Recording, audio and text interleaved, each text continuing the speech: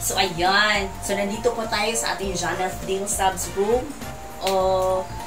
Akala nyo na meron akong physical shop. Wala eh. Nandito lang po tayo sa bahay ko. So, sa kabilang kwarto ko lang po ito. So, for today's video, nais ko lang po i-share sa inyo kung bakit ako nagkaroon ng ganito or bakit naglalagay ako ng ganito.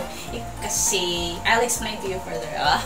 Kina-dream po. Kahit wala tayong physical shop, pero merong ganito na klaseng shelves, para siyang parang it's a dream come true. Kumbaga, I know it's just a simple thing po compare po sa others na mga bonggang-bonggang bongacious. Pero having this kind of with the help of my partner, Uncle Jerry, natupad ang aking dream po na magkaroon. At least po, kahit simple po, ilang dimension lang po ito. Pero nakakadagdag ligaya po sa akin. O po sa inyo ha. Okay. So, naday tayo gibuhat nga display corner nato para sa itong Jonathan Dale Subs. With the help of Uncle, ayan po. Look at sa likod. Ayan po, ginagawa ni Uncle.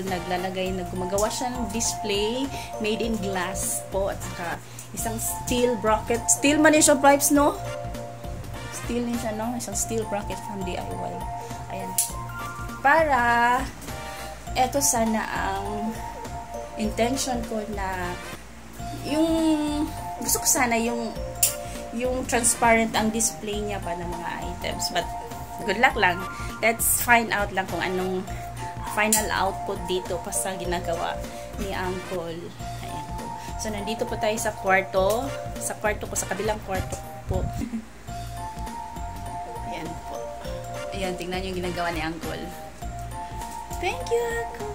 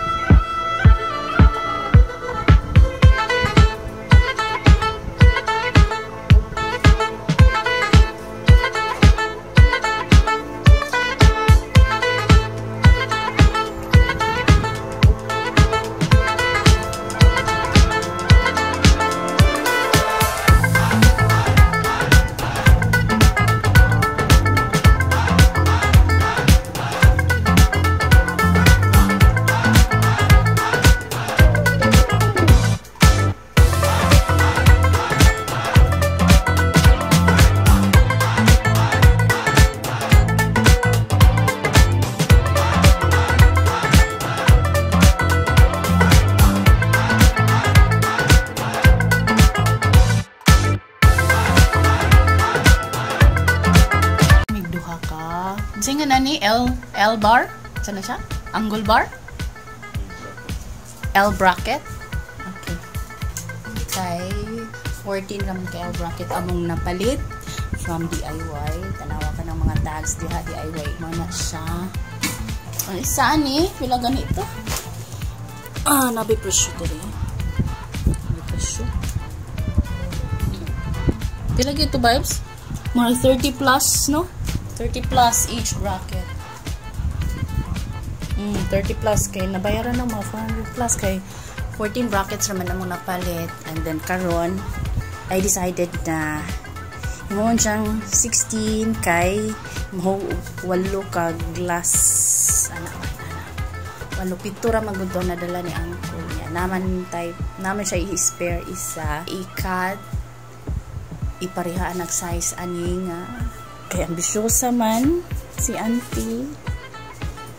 time na to unsay mahimo ani.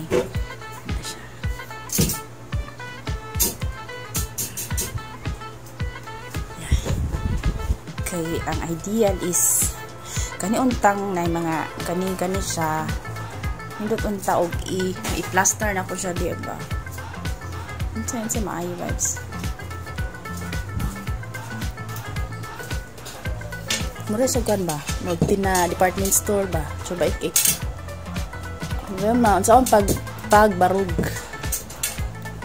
Mangita na sa tagpaagi. Ha? Sa bali ba? Sa bali. Sandal ba paana?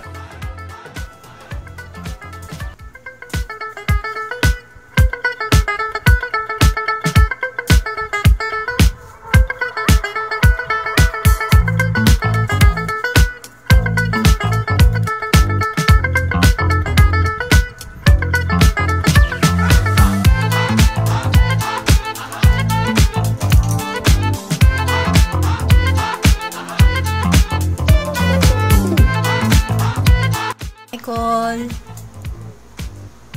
Unsa na may status anak call?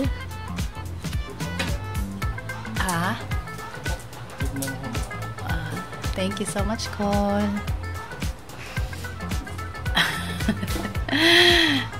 Dahil ambisyosa si Auntie Janet, ayun, dito lang muna tayo sa bahay. Dahil bakante ang isang kwarto, i-utilize natin. But good luck na lang po kung if this is kung ito po ang daan na magiging pleasant ang ating presentation at display ng ating mga stocks sa tulong ni Uncle. Ayan po. Pero alam nyo ba itong mga glass na to ay mga lang yan? Ano yan vibes? Kanang mga extra? Mga unsa sa term na sa inyo ang kanang mga glass nga dili na gyud siya magamit vibes? Yung exist na ni siya, and then pero dili na nani ang size no imo ni gikat no. Okay, so ingon ani, so bulan kayo kay nay ingon ani jud nga size which is perfectly fit pod sa akong idea nga space diri. So nanay bali sa workplace ni Uncle na sila extra nga mga glass like this one. Ayan. So, 7 ayang nadala. And since I planned na himuon siyang 8 shelves. Actually, 8 shelves man kay divided into 2 man na siya. But, don't worry. Nakabantay mo nung alinlan siyang color, no? But, okay na siya. Okay na siya. As long as naka-save tag glass. Kaya imagine, ang pila kay ang mga glass na karon vibes. Per sheet na siya vibes. Palit vibes. Ha? Per square foot. So at least thankful kay Uncle. Advantage din kasi ilang work na sila mga kanamurag mga waste glasses. Kaya mga waste nila ilang ko na ipang labay po ng uban. No, ilabay na ninyo vibes no? Then pusa-pusaon. Tama ba? Pusa-pusaon? Kating-katingon, ha? Bukbuakon. Ayan, thank you Lord. And sana, meron din akong physical shop. Manifesting. So, for now, dito lang muna tayo sa bahay. Sa kabilang kwarto ko. Dito ang kwarto ko. Ay! Nakita yung CR ko. Ayan. Dito yung kwarto ko. Ito yung master's bedroom. Ayan po. Dito po siya.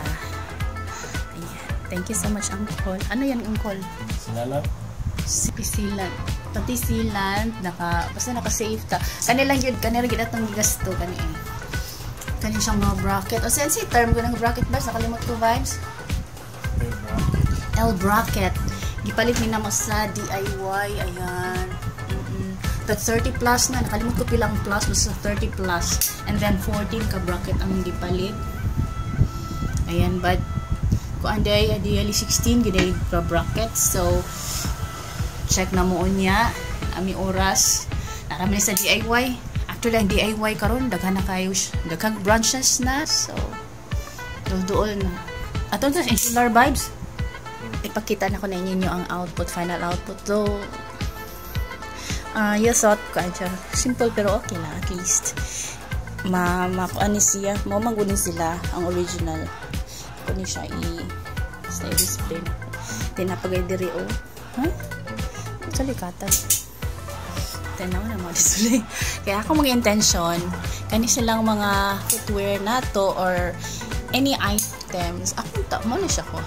Hinahinay ako display de ba? At least matarong siya para mahimong spacious diri ang kwarto. Actually, dakom tani siyang space. Galing lang buntangan na ako siya.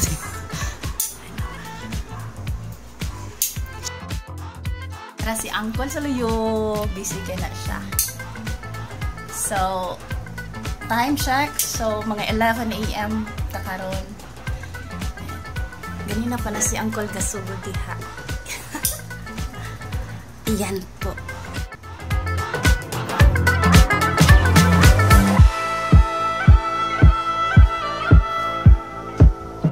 Ito ang output natin.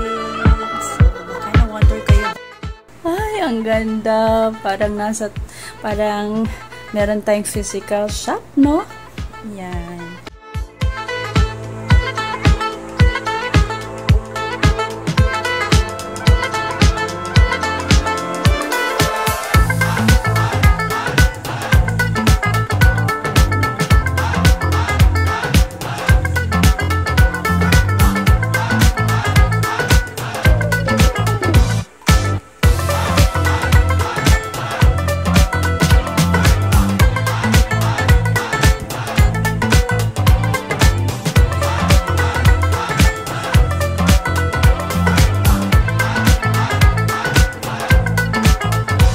Alright, thank you so much for watching. See you in my next vlog.